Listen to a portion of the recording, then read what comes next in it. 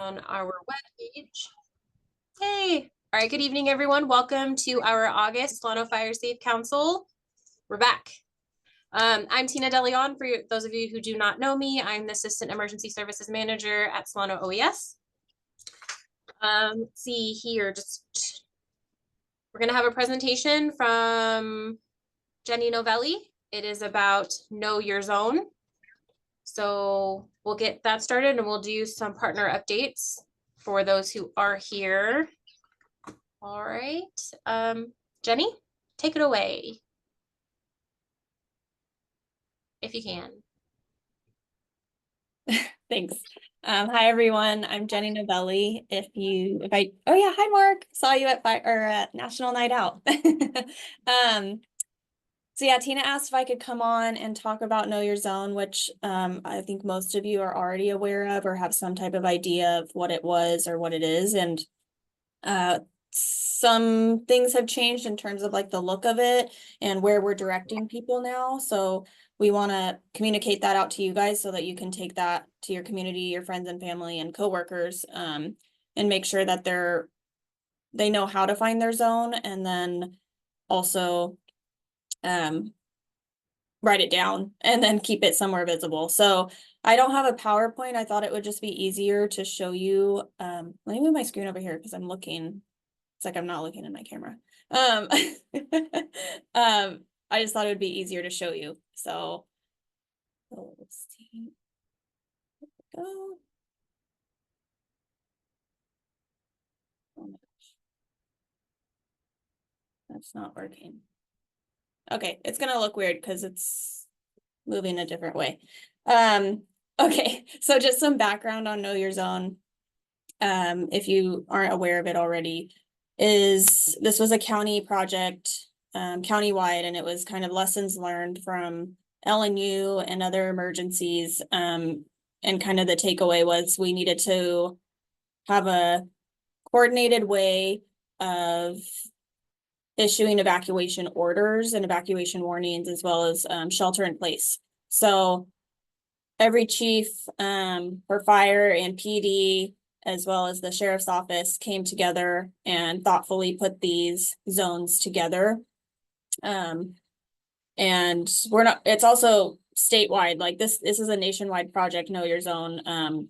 But we work with Napa County, and it's a great kind of relationship that we have with them because they also have identified evacuation zones. So if they have an incident or a fire kind of encroaching on our county line, they're awesome, and they'll text us and just say like, hey, keep an eye out, and vice versa. And they can update those evacuation zone statuses, and just kind of keep us in the loop. So we've created a good working relationship with them. So we launched the Know Your Zone campaign last year, I want to say, and really pushed for the community to visit the website and enter their addresses and keep them in a visible place so that when we do send our emergency notifications, the names are included and they can know whether they're in an impacted area or not. So that was just some background. So what we're doing now for directing people to find their zone is telling them to visit emergency.solanocounty.com. This is just one way to get to the website. So you can either go to the Know Your Zone tab, which is right here, or you can simply just scroll down on that first page and it'll take you straight to the Know Your Zone website. So when you zoom in, you'll start seeing like the zone names in our county. Vacaville's are named by starting with VAC. All the unincorporated and county zones are all start with SOL. So these were naming conventions that were decided upon countywide that we thought made the most sense. And so that's how we're telling people to know their zone. So if a SOL zone goes out and you live in Fairfield, you know, it may not immediately impact you, but it's still good to be aware of your zone as well as any surrounding areas. So when you go to this website, I'm just going to enter our work address. So you go to the search bar and enter 530 Clay Street.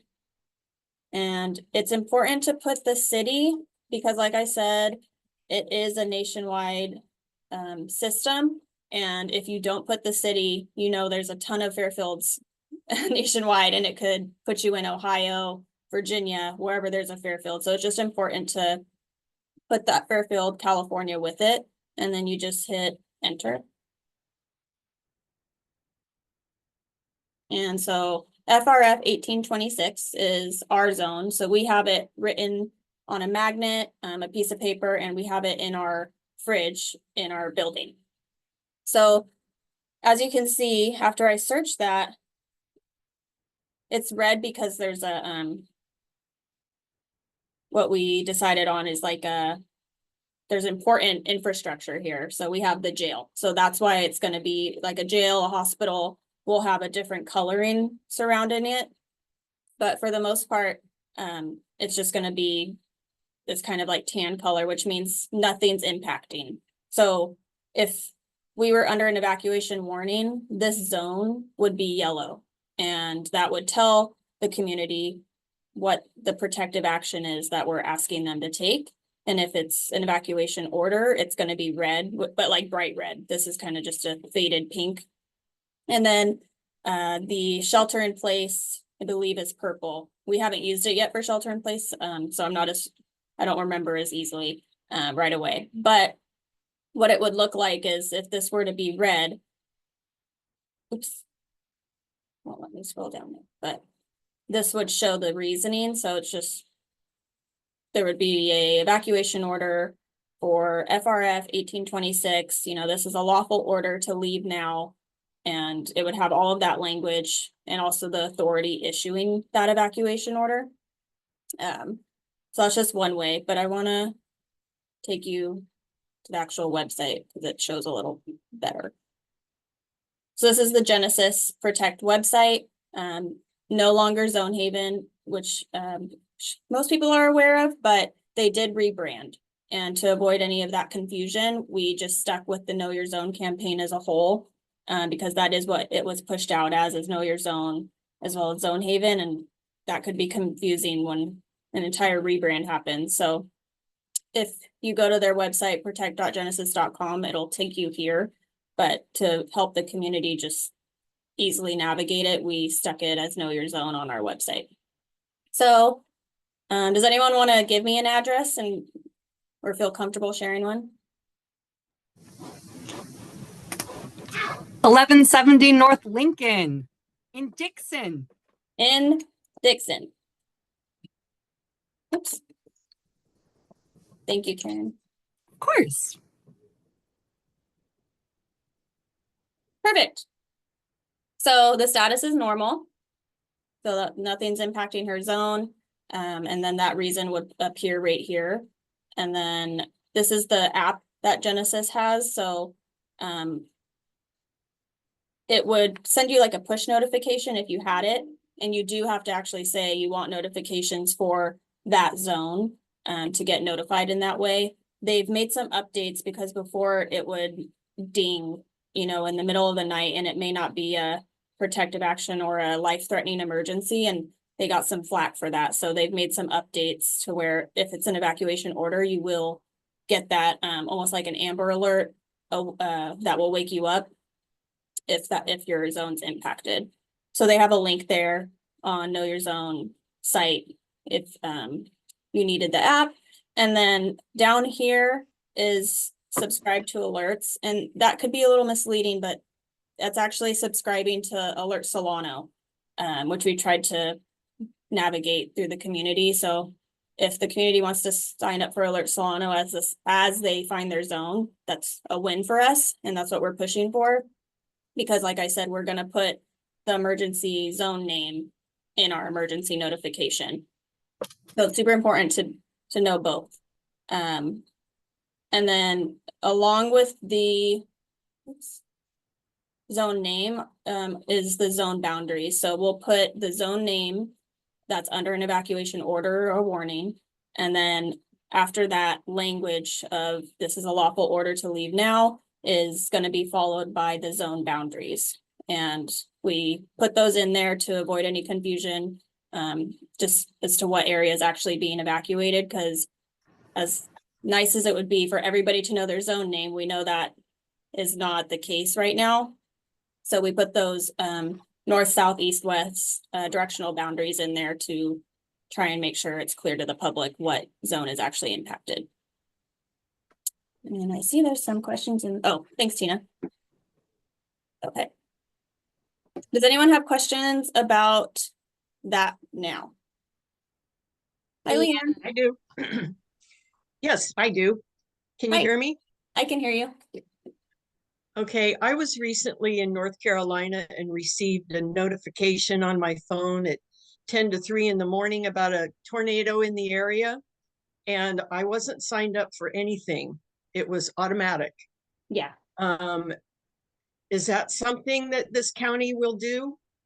Yeah, so those are called wireless emergency alerts. So we have that capability, and similar to what you're saying is you were in an you weren't local to the area, and when an emergency like that happens, similar to the lightning complex fire, it's such a fast moving emergency that we have to capture as many people as we can, and we don't know if everyone signed up for those emergency notifications. So FEMA does allow us the capability to send those wireless emergency alerts, which puts we set the geofence for where it's going to be sent. So anybody who comes into that geofenced area and is connected to a cell tower, that cell tower where the notification is targeting will receive that alert. So I'm assuming that's what happened when you were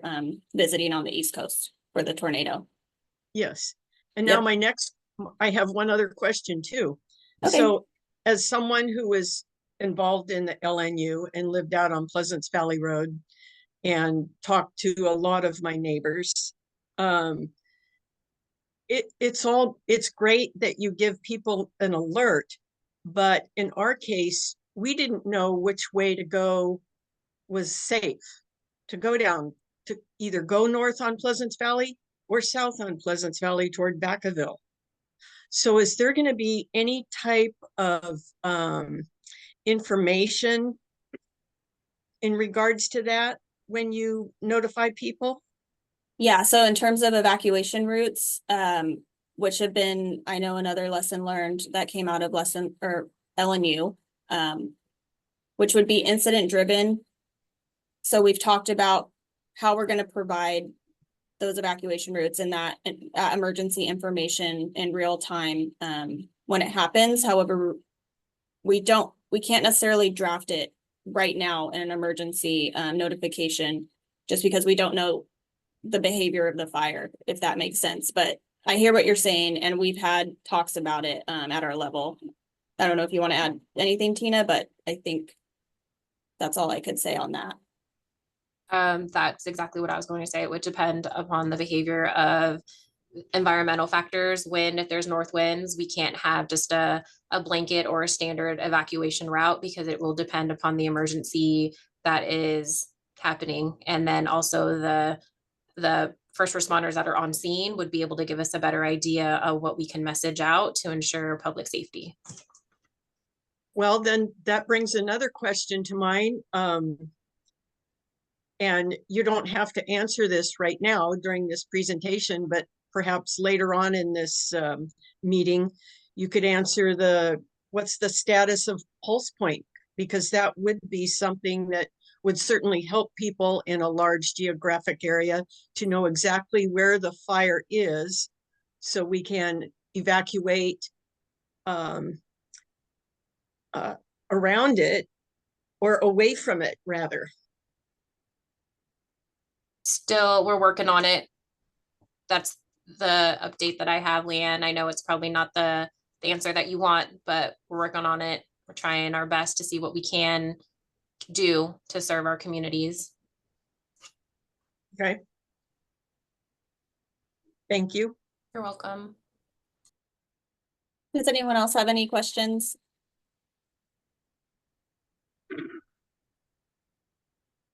Hi, David. Oh, thought you came off mute for a second.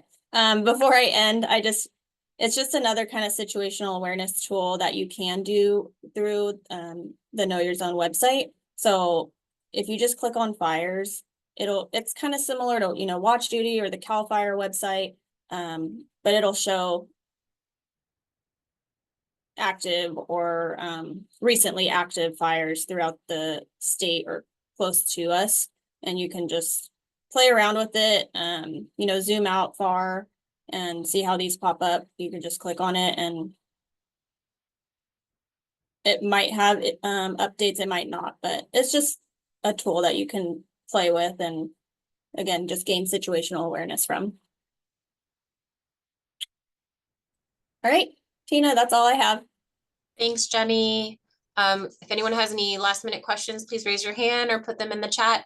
One thing I did want to add to Jenny's presentation, not necessarily her presentation, but also be a good neighbor. So for those of you who live in a community where internet is not the greatest, or maybe you have some neighbors that don't have access to the internet, please be a good neighbor, write down their zone for them and give it to them on a magnet, on a piece of paper, or anything like that. All right, I don't see anything in the chat. We can move to updates really quickly. My name's not on here, that's my fault. I just have one update. So Solano Fire Safe Council hosted 2 green waste events this past month, or this month. So one was on the 3rd, was a Saturday, the next was on the 10th. From what I heard, it was successful. Rochelle, your area was busy, which is great. Love to see the community out there. We did have some lessons learned. So in the future, we are thinking about providing coupons to those areas for recology. So those that don't have the tools to unload at that area, or maybe it's further distance away from their residence, they would be able to take that coupon to recology and then recycle it there. But that's my update. And thank you for those who participated and who were able to come out and spread the word to their friends and neighbors. I see Rochelle, you were on, I see you. Oh, no, I'm just unmuting, so when it's time to do my report, I'm ready. Okay, whenever you're ready. Oh, okay, great. Hi, everyone. Just quickly, we have on October 6th at 12:30, we're going to be doing a tour of the shaded fuel break. It's an invitation only tour. All of you that are part of this, so we're inviting fire agencies, partners that are working in the world of wildfire preparedness, obviously OES. And this is, I have a flyer, but I just want to make sure that I get the thumbs up from CAL FIRE and Cordelia Fire before I send it out. I did drop the information into the chat though, so you can just RSVP to me. So this will be, we've completed phase 1 of the CAL FIRE grant, the first grant that we received. And overall, we treated about 64 acres was treated in total. We started phase 2 grant and have treated already 23.5 acres. There's still more to do, but until you actually get, until you actually stand at the shaded fuel break and see those steep canyons and really see the contrast between the dense vegetation that was there and how we removed the ground and ladder fuels and opened up the canopies a little bit, but still providing lots of canopy cover. It's really hard to imagine when we're having this conversation. And since we're the only one of its kind in Solano County, we wanted to be sure that people had a chance to come out and see it. I know there's other little, like small little breaks that CAL FIRE has done here and there, but nothing to this scale or magnitude. So, RSVP, let me know if you're going to be able to come. We'd love to have you. And again, that's going to be October 6th. It's to kick off National Fire Prevention Week. And it's at 12:30 noon. And we're going to meet at the Green Valley Country Club at 12:30. We're going to do just a brief overview. And then we have guides that will be escorting people to different locations on that shaded fuel break. So that's my update, the fuel reduction work that we've been doing, as well as this tour. That's so cool. Thanks, Rochelle. And thank you for putting it in the chat here. That's great. Yeah, you're welcome. I'm also going to drop into the chat, by the way, just so people know that Park Fire, apparently some of the communities are crediting a shaded fuel break and a fuel break as helping protect the communities. So I'm going to just drop an article in. I think that's really important. One of the things we will talk about is the strategic importance of those, the shaded fuel break, as well as obviously the residents will need to do their part in defensible space, home hardening, et cetera. That'd be great. Thanks so much, Rochelle. Oh, you're welcome. Hi, Leanne. Hey, thank you. Rochelle, I would like to attend your shaded fuel break, and I wanted this group to know that Pleasance Valley obtained a grant of 15,000 to do a little bit of work, and part of it is going to be a shaded fuel break. So Awesome. That's great. kudos to you. Thank you. Thanks, Leanne. David, I have you next on my list, sir.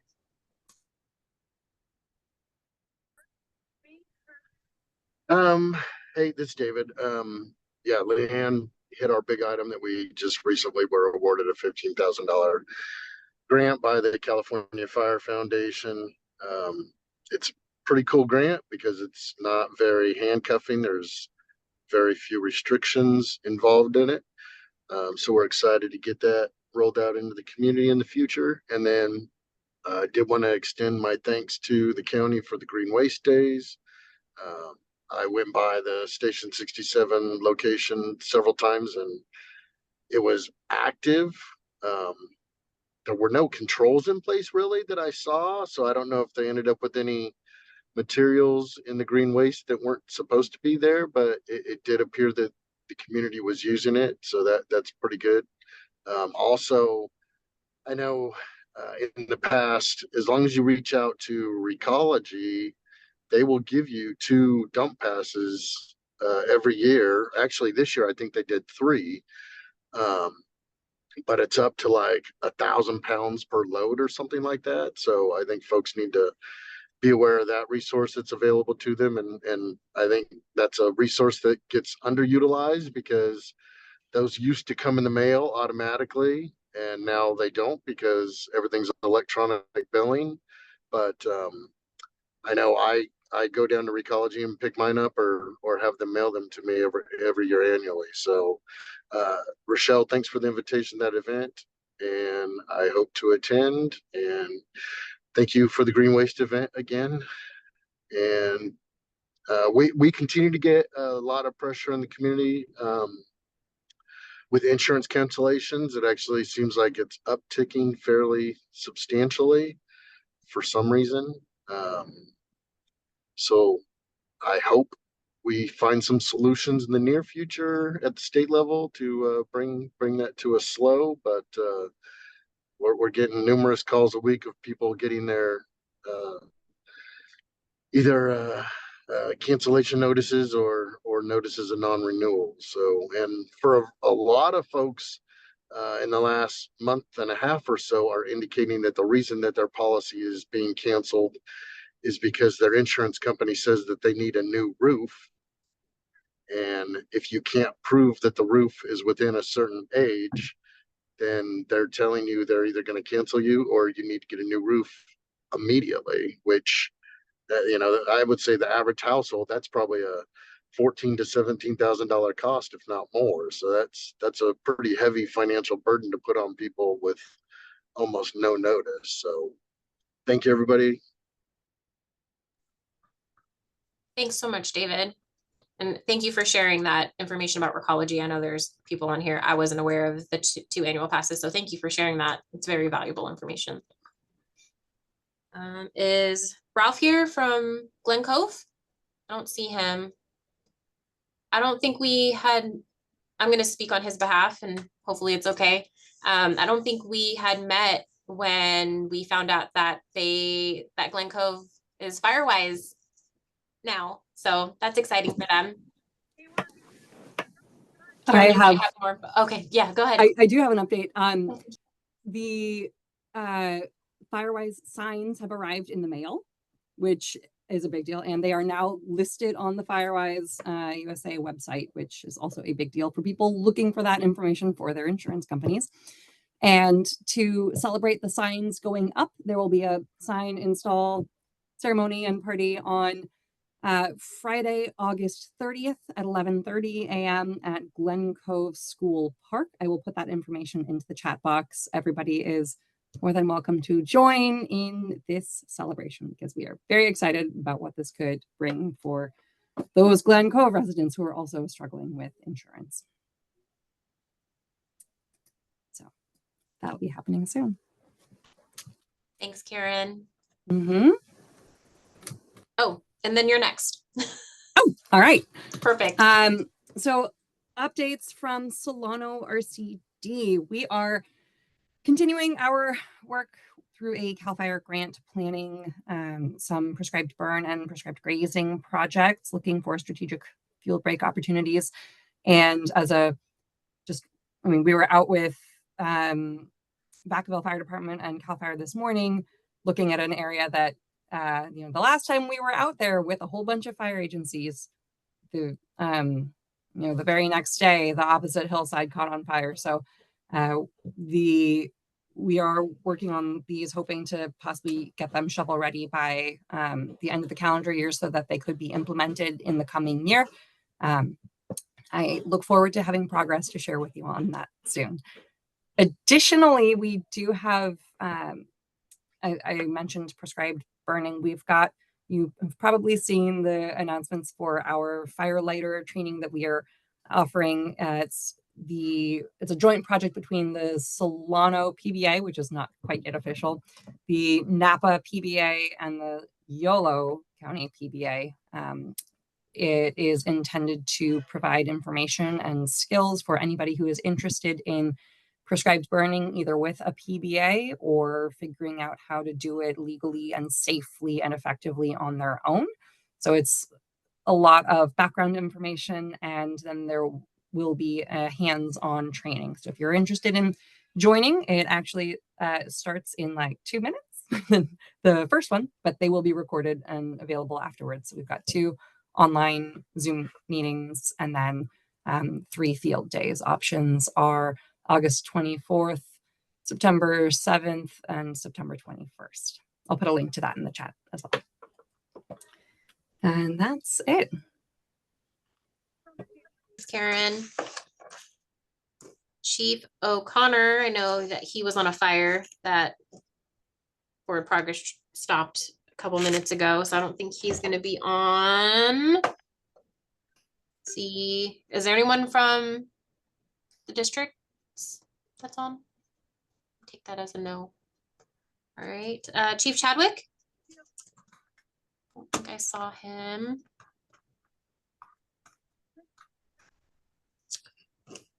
And Chief Ben Grohl, or anyone from CAL FIRE on? Let's see.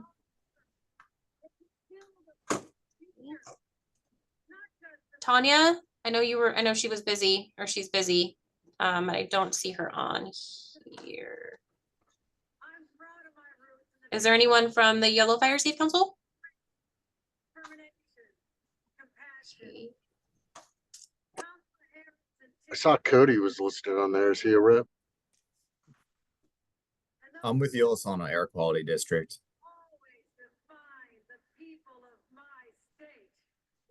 Let's see. Shari Gardner?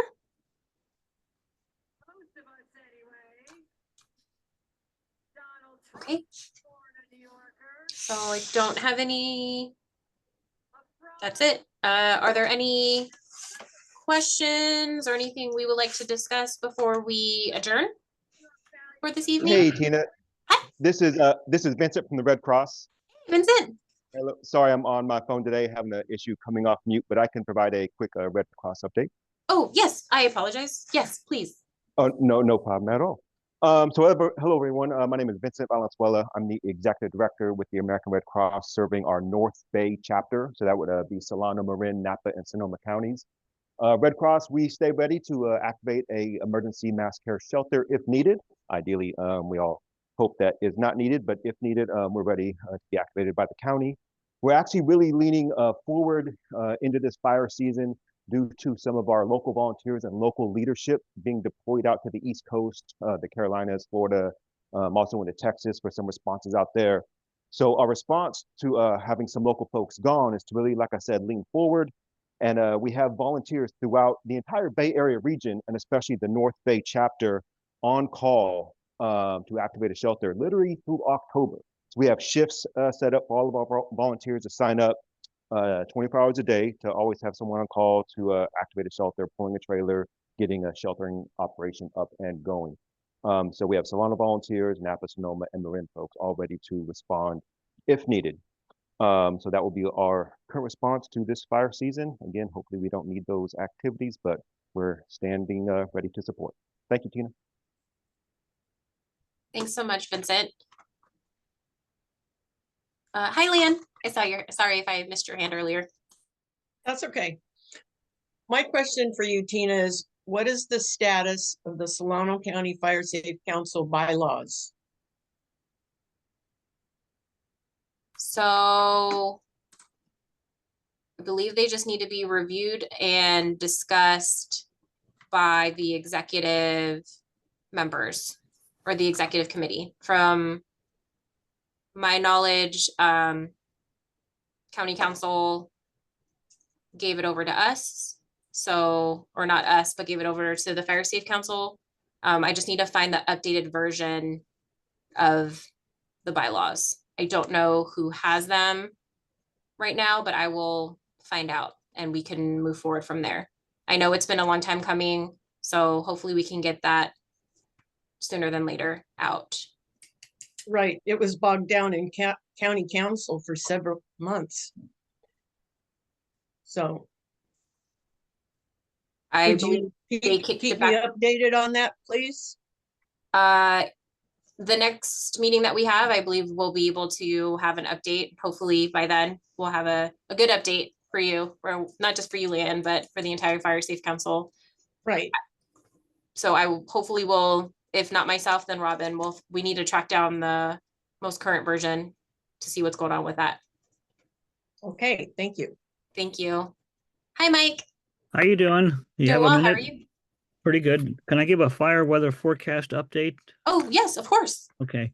For those that are not familiar with me, I'm meteorologist Mike Peckner. I forecast for Justin at Cal Fire and Solano County Fire Departments and Marin County. We have a major change coming up the end of this week. A fall-like weather system will be moving over Northern California. Possibly could see some rain as far south as Marin County and maybe northern Solano County. But the thing that I'm concerned about is the gusty winds with the cold front is starting as early as Thursday night and possibly into Friday. While the gusty winds around our district are something we have every day, if there's any news starts from the possibility of a thunderstorm or something like that, we'll have to be on alert for that. There's obviously very dry fuels out there. They're as dry now as they would be late in the season, which would be late September, early October. Very flammable fuels out there. I will keep monitoring that, and those that are on my forecast list will see the updates. But we do have some concern with the winds on Friday. Not so much the humidity, but with the type of fuels we have, won't take much to get something going. So that's about it. It's a very unusual, deep, low pressure area that you would not normally see in the middle of summer. And that's why it's something to be concerned about. And that's it. Thanks, Mike. Okay. See you, folks. Take care. Oh, I have a question for you, Mike. Go ahead. Thank you for that update. How would somebody get added with or to your weather updates? Send me a request. I'll get my email is very simple. WEATHER, the regular weather, at Sonic, SONIC.net. Weather at sonic.net. Yep, that easy. Yep. And Okay, thank you so much. You'll have the update by 7:30 tomorrow morning. Oh, that sounds lovely. Okay. Take care. You too. Glad to help. Thanks, Mike. You're welcome. So, all right. Were there any last minute questions or discussion topics? Hey, For, Tina, on these meetings, how soon do you guys get them posted up for on your YouTube? so it's for the Solano Fire Safe Council YouTube. I will send it off Yeah, as soon as it gets done downloading into the cloud. It takes some time for it to convert over. So whenever that's done, okay. I will So get that uploaded. so like tomorrow or something? Yeah, I will Okay. strive to have it uploaded as soon as possible. Okay. Thank you. You're welcome. Mark, I see your Request? yes. Let me Yes. see what I can do for you. Okay, yes. CAL FIRE was here in the Green Valley Highlands today doing LE 100 inspections. And Okay. we very much appreciate that. I'd like to know who requested that they do that, and ultimately the results of their inspections. We're very excited to have it done, but it's very hard to connect with CAL FIRE and find someone to talk to.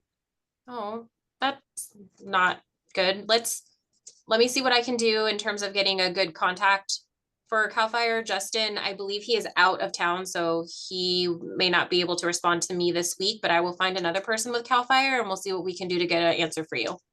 I was told by one of the inspectors that they were out of Santa Rosa. So, which is interesting. Again, we're in the Green Valley Highlands, but we're very appreciative of whatever attention we get. So if anyone has Justin's or someone else's contact information with CAL FIRE that might know something, I'd appreciate it. Thank you. Thanks, Mark. Oh, and since I'm taking your time, we very much appreciated the green waste events on the 3rd and the 10th. I went down there several times. Tyler from the OES was overseeing the one out here at Falls School. The gentleman from Republic Services was amazing. He was very accommodating. But it did feel like we didn't send out enough notice. And there does need to be better supervision of the people bringing their green waste in.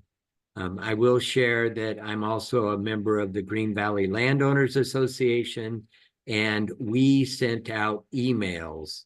We have nearly 800 people on our mailing list, and we sent out emails announcing those 2 events.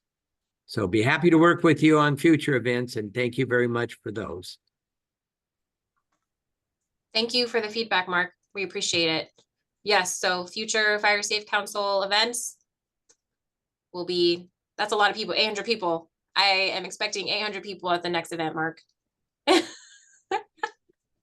thank you for the feedback. I'll also give the kudos to Tyler. He's a good guy. Thanks, Leanne, for sharing Justin's email. I'll see if I can, if he doesn't respond, Mark, let me know. I'll put my email in the chat here, and I will find another way to contact him. Yes, and thank you, Leanne. All right. So the next meeting is in October. Nope, I lied. It is in September. I apologize. I'm thinking we're already in September. The next meeting is in September. It will be, it's National Preparedness Month as well. So that'll be exciting. Thank you so much for everyone that was able to join. I will try to get this posted as soon as I can. Thank you, thank you, thank you, everyone. Be safe out there. Thank you.